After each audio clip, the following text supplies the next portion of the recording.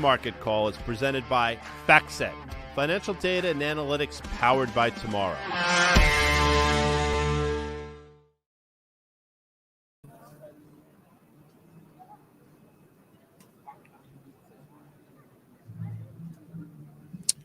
Can you believe this? By the way, this is Market Call. It's 1 o'clock on the East Coast. Guy Adami, Dan Nathan. Before we get into it, this is the Fontainebleau Hotel. This is the pool at the Fontainebleau Hotel. In the 50s into the 1960s, there was a certain group of guys that would hang out here. And I'm saying guys because it was predominantly men. Well, they had some gals hanging out with them, too. I'm sure they did. But the leader of that pack was one Frank Sinatra, who was, come on. Yeah. It's Frank Sinatra and everybody else. But Dean Martin, who I sort of idolize in many ways. Dean Martin was the coolest of the cats. He was here as well. So we are broadcasting from where Frank and Dean and all the guys broadcast from. Yeah, well, here we are. Fontainebleau, Miami Beach, iConnections, Global Alts Conference. Guy, you and I are going to be here for 2 days. Yeah, we're leaving Wednesday. By the way, you see that I wore my purple tie. You do. If you see the purple and iConnections. And this conference is amazing. Last year, I think there were 3,500 people at the conference-ish. This year, I think north of 4,300 people. Yeah. Overflow. They had to get other properties. It's amazing. So congratulations to Ron Biscardi and the team. Yeah, well, they've been a fine sponsor of our On the Tape podcast and great partners with Rich Russell Media. So for us to be here 2 years in a row, it's pretty amazing. But I think, not to put too fine a point on this, Guy, when you talk about over 4,000 people at this conference, these are some of the biggest fund allocators and fund managers, and they're all here to meet and kind of take stock of each other here and invest in people's funds and get a sense for some of the trends in the business. So for us to be here to broadcast Market Call for 2 days in a row, we're doing CNBC's Fast Money here 2 days in a row. Is that Melissa Lee person? She's the host. Yeah, you know her, right? I do know So her. we had a big show on Fast Money tonight at 5 o'clock. We have Brad Gerster from Altimeter Capital. We have Elizabeth Burton from Goldman Sachs. Goldman Sachs Asset Management. Rick Heitzman of First Mark Capital. We got a huge slot for tonight. And then tomorrow on Fast Money, am I allowed to say it? Sure. Because they can't see because they're behind the cameras. Yep. But tomorrow we have Vinny Daniel, we have Porter Collins, we have Danny Moses, and Steve Eisman reenacting a whole Big Short thing on Fast Money. Yeah, that's going to be epic. All right, well, and you know what? It's amazing. I just want to mention this. Yeah. Those three guys are better looking in person than they are like. Well, you're leaving Danny. You're leaving Danny out of this. Danny Moses notwithstanding. Yeah. Let's talk about the market today. Let's go right to our rundown because we're seeing some interesting things, I think. Yeah. And the first thing I want to talk about, Dan, is something that Liz Ann Saunders brought up. It's broadening out or a fake out, which I think is really important. Fed meeting, I don't know if this Fed meeting is all that impactful. We'll see. And obviously mega cap tech earnings. And you actually have a breakdown, a bit of a trade here. I got a couple trades. Couple trades. One in the QQQ, one in the Microsoft. Microsoft reports tomorrow after the close. You don't want to be, by the way, if you folks out there watching, Mr. Softy is not a nickname you want to be labeled with. I'm just saying. You know what's funny? Under the Bill Gates regime, I think they were fine with it. Maybe even under the Obama regime, but not under Satya Nadella. All right, well, let's talk about this. This was it's my age, I'm just saying. I got you, brother. This was a tweet from Liz Ann Saunders, who's also been a guest of the On the Tape podcast over there at Schwab. And she's talking about how the equal weight S&P has given up a lot of that outperformance. A lot of folks into the end of last year, into the start of this year, they were saying, well, don't worry. This dependence on the Mag 7 or whatever, it's broadening out a little bit away from those sorts of stocks. And so what she's showing in this tweet this morning, and it's up on the screen right here, you can see, well, that's giving it all the way back there. What does that mean to you, Guy, a little bit? Because that was a narrative that a lot of bulls who are calling for a second consecutive strong year in the market were saying, don't worry about the reliance on those other stocks. It's starting to kind of make its way throughout the rest of the market. The next leg, and by the way, I just have to say, the market's been unbelievable. So let's just put that out there. It's obviously surprised me. But the next leg of the rally, theoretically, would be the broadening out from those 6, 7, 10 stocks into pretty much everything else. Instead of just 10 and 490 by the wayside, a percentage of that 490 would start to participate. But you can look at that screen, you can look at that tweet, you can see that's absolutely not happening. As a matter of fact, we're giving it all right back, which I think is somewhat concerning because obviously now the market is built on the shoulders once again of those names. And we're going to see how it plays out. I'll mention that Tesla, as Danny Moses mentioned on our podcast recently, is no longer part of that whatever 7. Mag 7. That's been taken out. So let's see one by one if this starts to happen. Well, I think a lot of it has to do, it's not just their weight in the S&P 500 or the NASDAQ 100, it's also their earnings contribution, right? And when you think about what the S&P is valued at, and you think about it's not just the disproportionate weight, but also the weight of their earnings growth. So if that earnings growth of the Mag 7 starts to decelerate or comes in less than expected, and that's the example of Tesla, which you lost out of that group, then you have a situation where is the market properly valued? And that brings us to the Russell 2000, because if you're saying that we're getting a broadening out, you should see small cap stocks start to benefit a little bit here. But this is a great tweet from Charlie Bolello, and we're going to put this right up here. The spread between the S&P 500 and the Russell has not been this wide in a very long time. The Russell 2000 is still 20% from those late 2021 highs. What does that mean to you? It's had a nice bounce. There was a little outperformance in the last quarter of last year, but that's giving it back too. Well, there's a lot to be both, I guess, optimistic about with that, or potentially somewhat troubled by. So let's do the optimistic part first. The bulls will say it's just a matter of time before the Russell catches up. Obviously, when you saw that last GDP print, it suggests that the economy is not as bad as people portray it to be.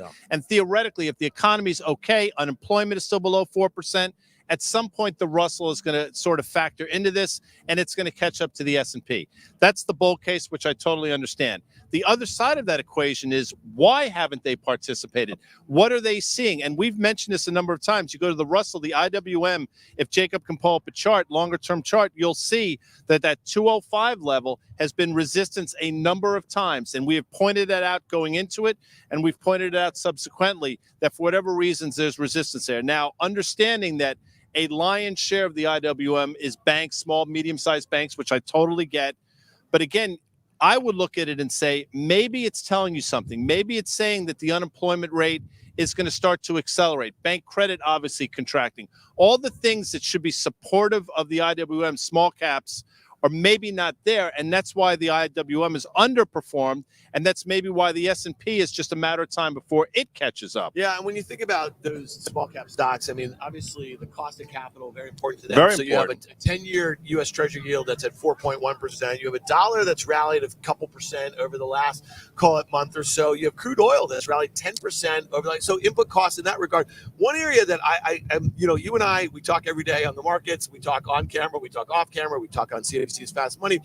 One thing I'm just getting a little worried about here, Guy, is this unemployment rate. And not worried the way you are worried about it, meaning like for some reason it feels like structurally we might be, either side of 4%, not too much higher, not too much lower for the time being. And maybe for some reason, maybe something has changed in that regard as far as just maybe it's about immigration, maybe it's about AI. I don't know. Like there's no question about it that if you had asked me earlier last year, I would have said, because I did say it, the unemployment rate into the spring of 24 would probably be approaching 4.5%, and not in a stair-step way, in sort of a vertical way that the market does not anticipate. Clearly, that's not been the case.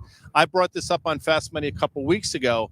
The revisions to the numbers or the employment jobs report have been negative now, I want to say 10 months in a row or something. Now, that's not apples to apples. I get it, but it's a pretty good indicator.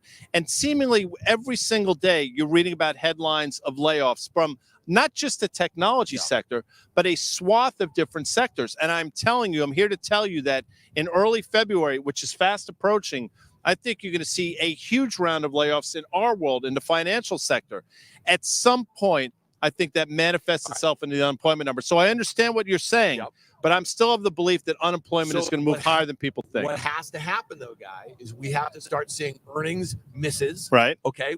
And then companies see their stocks getting punished because of those misses. And what do? They get back to the 2022 playbook where they start cutting costs. Right. And if input costs are higher, and you got to figure out whether you're going to pass that on to your customers, whether you're going to eat that, and it's going to eat into margins, and then that hits your earnings. And then you have to make hard decisions about labor, right? And so that's the one thing. We haven't had that recession. No. It was a consensus going into 2023 that we were going to have a recession, and therefore we were going to see the unemployment rate tick up to maybe 4.5, maybe higher or something like that. So that's never happened. And so I guess the point is that if this economy continues to, just operate in a way that most people don't think it's going to operate, then the unemployment rate stays low. What do they call it when you put something in the show notes? So you put it in the show notes.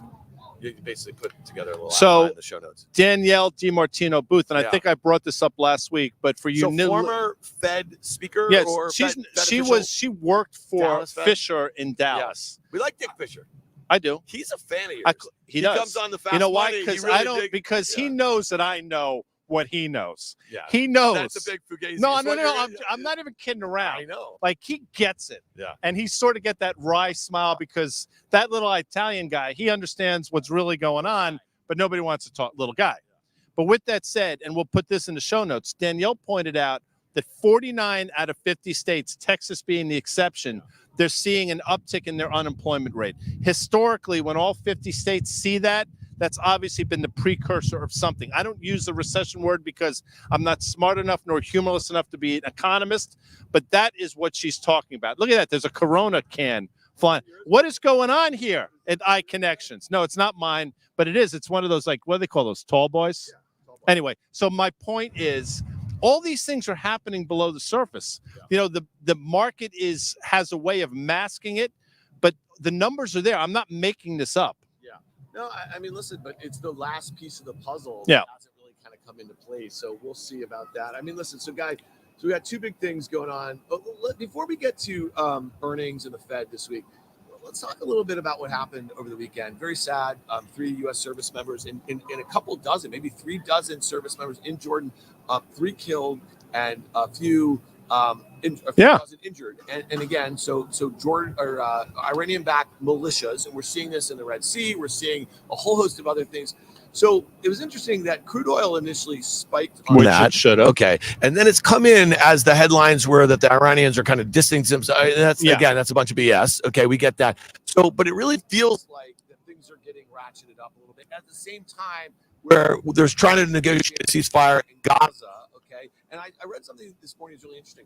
The last ceasefire in Gaza, the attacks on U.S. interests in the Gulf dropped dramatically. Okay, so there could be a decent outcome. And that's what we want. Understand that's what we want to happen. I just want to be crystal clear. Yeah. It's windy here, by the way, it is. in Miami, Florida. This is South Beach. Yeah. Like, you look behind me. It's pretty dope. But there's nobody in the pool. It just speaks to it's a little chilly out there. It's a little chilly. As I mentioned earlier, you probably know. Well, with that said, if I had told you this, that Lindsey Graham, one of the senior senators in this country, and Cornyn both tweeted at separate times, and I'm paraphrasing because I don't have it in front of me, but bomb Tehran or something. Very, very hawkish. Unbelievable. Yeah. And there was no market impact whatsoever. I think at some point on Sunday night, S&P futures were lower, but obviously that didn't hold any weight. All these things are fascinating to me that they don't seem to bear any substance whatsoever when it comes to the market. Now, your point about a ceasefire and then obviously the pullback in the tax against the United States, I totally understand all that. On the other side of that coin, Benjamin Netanyahu seems pretty dug in on his side, and he seems to be the guy calling the shots. With all that said, crude oil's had a decent run, but I am surprised, to get back to your earlier point, that it's not higher than it is. We're doing a mic change out. This is live, by the way. And we have people all around. I mean, we can't swing cameras around. You got to see what's going on here. I mean, it's nuts. It looks like a friggin' Who concert. I know. You know what a Marshall stack is? Do you guys know what a Marshall stack is? It's a Marshall stack amps.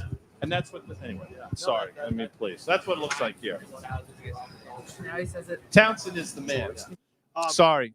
No, but on the crude front, guy, it's that has been the story of crude oil since it was $95 in the fall. And I think it's September on its way down to like $65. And it seems like there's been no shortage of head fakes. There seems to be something structural. And You're right. You know where we're going to go with this? China. China. Am I in your head? Yeah, I mean, like that's. We don't even rehearse this. No, but and then just real quickly, and you and I, are not so up to speed on this, but Hong Kong, they're basically like forcing the liquidation of Evergrande, so the largest property, developer in China, and so we're seeing weakness in Chinese equities. We know that their economy is horrible right now, right? And so I just think that is the thing. If you ever get a sense that the Chinese economy is about to inflect higher, that's when you want to buy crude. Yes, and it's interesting. Everything you said is spot on. And I thought when the announcement that Joe Tsai and Jack Ma bought Alibaba stock, and not an insignificant amount, and obviously then the Chinese would throw money at effectively their stock market. I'm like, okay, look at the FXI, and maybe Jacob can pull up a chart, a long-term chart going back to 08. That sort of 21-ish level we flagged a number of times. That was the low, like in the financial crisis. That was the low in October 2022, and that was the low we just made. So here I'm saying, okay, you have these technical levels. Now you have a catalyst behind it. The FXI should be a trade, and more so, a name like Alibaba, which is obviously a huge component of the FXI, should be a trade as well. I'm not ready to give up on that, but you're right to bring it up. Yeah, but you know what, Guy? FXI in 2020 at its highs was trading $55. It's trading at $22.13 right now. The low in 2022 was basically just above $20. So here we are again at 22. I mean, it's not so hard. There's a couple ways, and we talked about it on Market Call last week. You could buy longer dated calls, call spreads, something like that, define your risk, kind of put that trade in, set it and forget it. And basically, you might think about paying $2 in premium for a longer dated call spread. You could buy like maybe the 23-33 call spread or something like that. You're stopped basically down at that $20 level, because to your point about that longer like period chart going all the way back to the financial crisis, you don't want to be long below that. I mean, like let's be careful. Or if you're nimble enough and you're just playing in the ETF, you could buy it and you can set a stop down there, right? Like, so down 10% for the ability to maybe make 30 or 40%. Do me a favor, pull up Alibaba, because I'm having difficulty seeing my screen because there's sun in Miami. But I'll say this. Alibaba's obviously been in a significant downtrend since Halloween of 2021, I believe. Boo. I mean, upper left, lower right. Along the way, and I would say this has happened at least 10 times, if not more, you've seen 25 to 50% rallies. And that's not hyperbole. That's absolute fact. I think that recent low of about 68.5, 69, where's it trading now? Trading at 73 now. 73 and change. I think you're setting up for a trade right there. So if you're looking for risk reward, FXI smooths things out a little bit. I think more bang for your buck in Alibaba. And I do think, if I'm not mistaken, they're due to report earnings soon as well. So what I would say, what I like, a lot of people don't like ETFs. I really like ETFs. Why wouldn't you? I mean, like, what's the guy's name with the sunglasses from CNBC? Bob Pisani. Bob Pisani. I like Bob. You know what's funny? I used that last night. Like, we could have been Pisani down here because he's always wearing sunglasses out. One of the greatest lines of all time was from Bob Pisani. I'll spare the audience. Well, Google it. But he runs that show, ETF Edge. He has a conference down here coming up. Here's the truth is, Guy, I actually would much prefer over Baba to like get exposed to the FXI. You don't have that idiosyncratic risk. Fair enough. You just mentioned Jack Ma and Joe Tsai. Joe Tsai. They were forced to buy the stock. Okay, fine. Well, right. So that's one stock. That's one company. Look at what's happened with Evergrande. So my only point is like, if you own the FXI, you have 5 companies that have the same amount of exposure and it's dispersed or whatever. So we're saying the same thing. I'm just making the point about the ETF is like, I'd probably rather go with the FXI. By the way, Joe Tsai is a fan of You know this. Yes. He's a fan of Market Call. Laxer. He played lacrosse at Yale. Good for him. And he's a Lawrenceville. His kids played at Lawrenceville. That's not interesting to me. Really? But what is interesting is that he owns the New York Nets. Oh, yeah. By the way, if you're a Net fan, if the 7 of you out there that are watching this, move. Yeah. They should move that franchise to either like Salt Lake City or Seattle or even Las Vegas. Think about the team. Because the Nets, they're not a New York team. I don't care. Kyrie and Harden. And they did they get bounced in the first round of the playoffs? If you were looking for playing a horse tournament, those are the guys I want. If you're looking to win NBA games, those are not the guys I want. And by the way, before we go to earnings this week, the Knicks of New York, which are New York's team, have been playing extraordinarily well. Go New York, go. Now, I was at the game on Sunday. Were you? Yeah, on Saturday, actually. I was going to say, because you flew here. And then Julius Randle, unfortunately, late in the game, dislocated his shoulder. You're having shoulder issues as we speak. So we're wishing Julius all the best. He's a fan as well. Let's look at earnings this week because it's Monday. Not a lot today. F5. Whatever. but tomorrow's the big one. Well, tomorrow and Thursday 2 days are the big ones. And you can outline a trade, but let's just quickly take a look because you got a broad swath. I'll tell you, the one that not enough people are talking about, I think, is UPS. So let's see let's see the commentary, not necessarily how the quarter was, but what their visibility is in terms of FedEx their business and the reported, a few consumer. weeks ago. Mhm. How have you found like that correlation between the two? They're like a few weeks off usually. FedEx, it's had interesting. a huge gap. FedEx problems are FedEx specific. Well, when I say historically, over the last 3 to 4 years, historically, UPS seems to be a better run company for whatever reason. FedEx seems to be figuring it out. So, but I'm focused on UPS just to hear the commentary. But you want to I think you got, is this time to outline a trade or you want to wait? Let's do this. So we have the Fed this week. Again, expectations not particularly high. Yeah. But doesn't that make you a little nervous if they're not particularly high? Like there could be something. Again, I don't know how they're postured in this thing, but there's no reason, given everything we're seeing in terms of financial conditions. But I've said this before, but I'll say it again. There's zero reason for them not to be overly hawkish in this meeting. Sort of walk back some of the things that we've heard. The stock market's at all-time highs. That's right. You know what I mean? I mean, like, so again, that's not helping them out too much. I don't think it's helping them out. No, it's not. But the flip side of that coin is the bulls will say, wait a second, Dan, wait a second, Guy. The unemployment rate is still markedly below 4%. Yes. You saw that GDP print. You see the inflation number still growing, but growing less fast. This is exactly what they could have hoped for. They say Goldilocks, guy? No, please don't. I'm begging you not to say Goldilocks. You know what? I was in such a good mood, like Spicoli. Yeah. And remember that? Yes. He woke up in such a good mood. Then he got in a fight with Rat in the locker room. Rat. By the way, he's your guy. Mean, Rat was your guy. I was a bit more of a Damone guy. Damone, that's who I meant. Yeah. Damone should have kicked Rat's ass. Yeah. He didn't because I think he felt bad for him. Well, Rat had reasons to kick Damone's ass. Yes. One reason. Jennifer Jason Leigh. That's a really good iced tea. Anyway. All right, let's talk about this. All right. By the way, she's a fan of the show too. So Amanda's in the back. She's not happy. Not happy. All right, let's pull up this little earnings calendar. So you mentioned UPS. Pfizer's one that I think is kind of interesting. I actually think the Pfizer risk reward there, guy.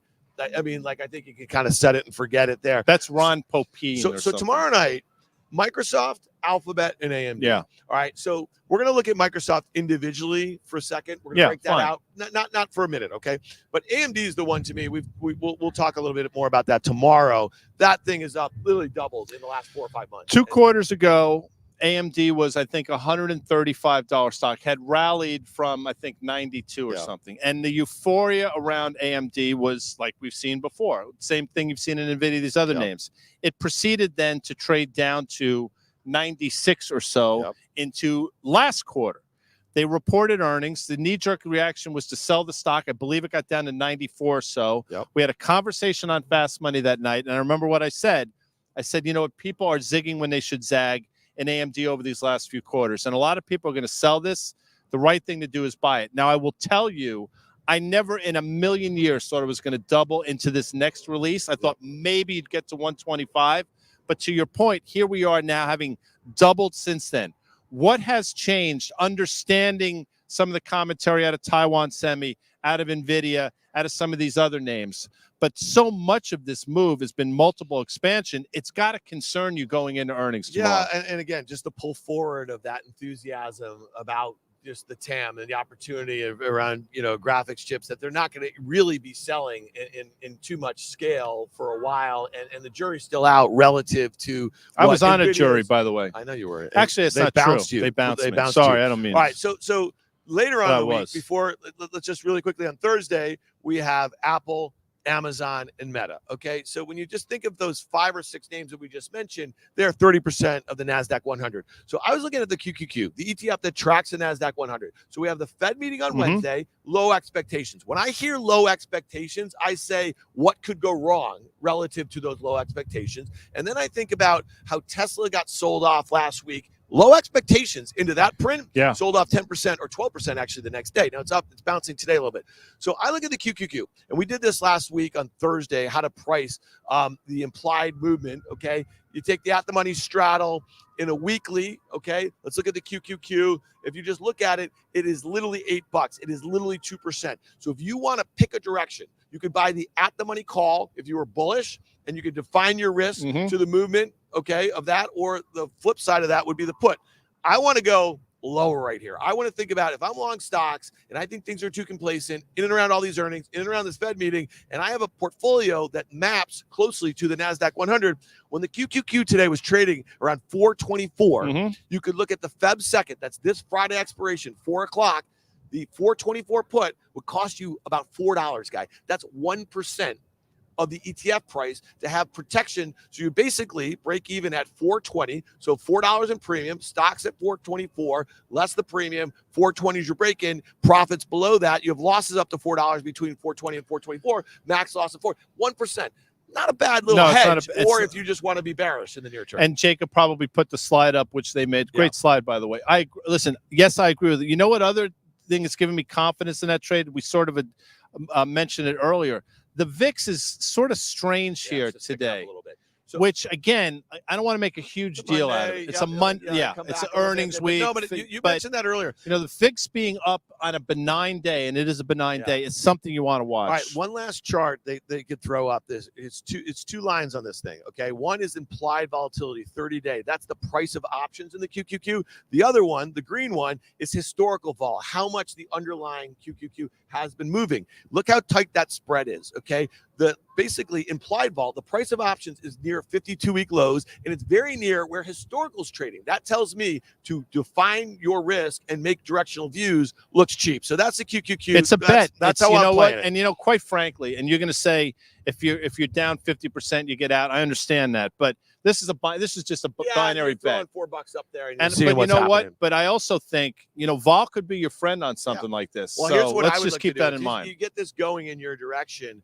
I might, to the downside, in a couple days, I might look to roll it out another week or something like that. So down and out or something like that. All right, let's break this one out because I got to get your take on this. Tomorrow night, after the close, Microsoft stock today is trading at an all-time high. It's up 8% on the year. It's up 23%. It's up 23% just in the last 3 months, guy. It's up 67% over the last year. It has literally gained $1 trillion in market cap since the fall. So it just ticked $3 trillion. All right. So when I think of this, the implied move is 4% in either direction. On average, the stock over the last 4 quarters has moved about 4%. So it's not a huge mover. Now, if they could pull up a chart and just look at this thing, back in July, when they reported their calendar Q2, okay, they just announced the pricing of their Copilot AI tools and, you know, all the Gen AI stuff that they've been investing with OpenAI. Stock sold off 15% over the next 2.5 months. I think that happens from here over the next month or two right now, because they're going to start talking about the uptake of these AI tools, okay? I just think people are going to be unimpressed, especially with the stock up so much, trading at the valuation where it's trading. Thoughts here, because I have a way to protect it, but I want to get your take into the print. No, you're right, because now you're talking about a stock that last I looked is north of 30 times next year's numbers, which is expensive without question. It's also expensive if you look at sort of their last few quarters where things – I want to be careful when I say this. They still have tremendous growth, but growth has been slowing. So you're paying a premium. Mid-teens earnings and sales. You're paying a premium for that growth, which people say, you know what, that's fine. You just mentioned the size of the market cap, now north of $3 trillion. I think you're right to examine it this way, because the flip side of that coin is you might get this blow off top, and then that could actually be worse. But with that said, if you think about that $16, that's the implied move in dollars and cents, that takes you down effectively right down to a trend line, and we can look at the next chart. Look at that. I did it in my head. All right, so let's pull up that chart. So Amanda's smiling at me. So what I think is really interesting, guy, is like, look at that July high that we talked about, okay? So that breakout level that we got, that was about 370 or so, and that happened in the fall, okay? Spent some time consolidating above 370, and then at some point off the lows in January, just a few weeks ago, it just took off, okay? That's the move. That is the excitement about earnings. That is the optimism about whatever they're going to guide to. It's in the stock right now. So they better beat and guide in a way that would justify this thing trading right now at 32 times next year for mid-teens growth. It's trading at a peg, a PE to growth of 2. That's really expensive. So you look at that uptrend, right, from the late September, you look at that breakout level at that 370, you can easily get yourself down there. So here's the deal. You love your Microsoft. You never want to sell it, but you're worried about near term. Maybe it sells off 15% like it did from the summer into the fall. I think you look to collar your stock. What does that mean? You're selling versus long stock. You're selling an out-of-the-money call. You're taking in that premium, and you're using that premium, and you're buying a downside put. So you have gains in the stock up to the short call strike. You have losses down to the long put strike, but you're protected below that. So here's the example I want to give. And the last thing, guy, look at this chart right here. This is the same chart we showed you, the QQQ. Implied volatility, the price of options in blue. Green is historical vol. Because this stock has been like just melting up, the volatility has just gone away. So the spread between historical and implied is very wide. That means options are expensive. So I don't exactly want to buy options. I want to look for ways to finance the purchase. So here, let's just say hypothetically, you're long 100 shares of stock. The stock is trading around 406 right now. I'd look to February expiration. So February 16th, I'd look out of the money, the 425 call. I'd sell that at about 470, one of those, take in that 470 and look down. I'd look at the 390 put strike. Okay, we have a typo on there. The 390 put strike costs you about 470. That collar costs you nothing. You have gains in the stock up to 425. You would be called away if the stock is above 425 on Feb expiration. I don't think it's going to be there, people. But to the downside, you'd be protected below 390. What do you think of those levels with the charts where vol is and the like? So there's your slide. Again, below losses, it says 390 call. That should be put, just so folks know. We'll change it in the show notes. Correct. But I think it makes a great deal of sense. And by the way, if you get called away, it's not necessarily the end of the world. I don't think. Well, you could always buy back that short of call course prior you to could. expiration. No, but yes, there's a lot of things you can do around it, but just playing it out. And on the downside, I think it makes sense in terms of, oh, look at that. How are you? Did somebody, pizza. Did somebody order a pizza? Did somebody order pizza? What do you got? What do you got there? Brown, blue, pizza, blue side. Oh, it's not for us. If it's our time, if it's time. I mean, it's we. By the way, we didn't rehearse that at all. Great. Anyway, that's what happens. We're at the Fountain Blue Hotel. Amazing. I like this trade. Now, you know, I understand. I think you're getting paid enough to sell the call. It seems to me. It's like it's a little more than 1%. It's far enough out of the money. It's about 5% out of the money or so. This is a trade. If you're long the stock and you don't want to be a spectator, this is something you should absolutely do. You say this to people all the time when it comes to trading. People, we have people come up to us all the time. What should I do with this stock? What should I do with the market? If you're getting antsy, move your feet a little bit. Do something on a portion of a position. And so, like, if you don't want to sell that Microsoft, maybe you don't want to pay taxes, maybe you don't know how to, when am I going to get back in? This trade gives you a little optionality. See what trade the stock. All right. Don't let the we got stock one last stock that hit you. your radar today. Before we get out of here, let's do it. Look at the target. Target. So it's the worst acting stock in the S&P 500. What happened here? You know what? I was on a plane. I was up at 3:30 to get on a plane. Yes, you were. I go through my list of things to look at, and I noticed this morning, I think it was about 11 o'clock or so, Target started selling off in a meaningful way. I don't know where it is now. It's 139.87. There's something going on there. Now, the moving average, if you look at the chart, we're probably holding the moving average, which I guess is encouraging. Obviously, Target was a huge underperformer for the longest time. You finally got that bounce. Yeah, it's still trades. If they pull up the day chart, from 142 down to 136.5. Yeah, around 11. Come back a little bit. But just something. There's obviously something happening. I just wanted to put it on people's radar. Obviously, Target trades at a huge discount to Walmart. It should, but I just want to make people alert. Target, which has had a good run. Yeah. Look at the last couple of weeks. It's been sideways to slightly lower. Just something they to bring don't up. report until the end of February, so they got a little of that going on. Off cycle. It's interesting. Walmart, you forget, after all that outperformance last year, from an all-time high into their print, the last time they reported, stock got nailed. Remember that? So disappointing quarter finally, and I guess it's a good reminder that stock got to 170, guy, and sold off to 150. It happens. After that, stocks do go down. Now it's almost filled in that gap at 164 again. But again, let's they're not going to report for a couple weeks, but let's keep Walmart and Target on the market call radar here. We're at iConnections at the Fountain Blue Hotel. Global alts, baby. Global 4,300 people. It's amazing. This is day one. This is amazing. I mean, the job that iConnections does. By the way, this setup. Thank you, iConnections. Yeah, they hooked us up, which is amazing. Seriously. Yeah. Ron Biscardi We and almost his got team. a pizza out of it too. Not really. That guy had no interest in us, none whatsoever. And you don't do pizza anymore. No, Nor do I. I haven't You know had what- carbs since 23. Is that a problem? No, I'm just kidding. But I want to say this, we're going to be obviously broadcasting tonight from Fast Money. Yep. Melissa Lee's here. As we mentioned, we got great guests today and tomorrow. We'll be back here tomorrow. Jim Chanos with us tomorrow To do Market on Call. Market Call, 1 o'clock live Eastern from this set. So this is exciting. Hopefully we'll glean some information over the Yeah. next couple of days in terms of what's going on. And we'll talk to you folks. We'll keep you in the loop. I look like a stiff here by the pool. I Yeah, you totally do. get it because I am. Yeah. Maybe tomorrow I'll look a little bit better. All right. Well, we did it. That was a lot of fun. Thanks a For lot, who? Adami. Thanks to everybody. Hey, pizza guy! All right. We're We'll out see you here. guys later. Thanks. Bye.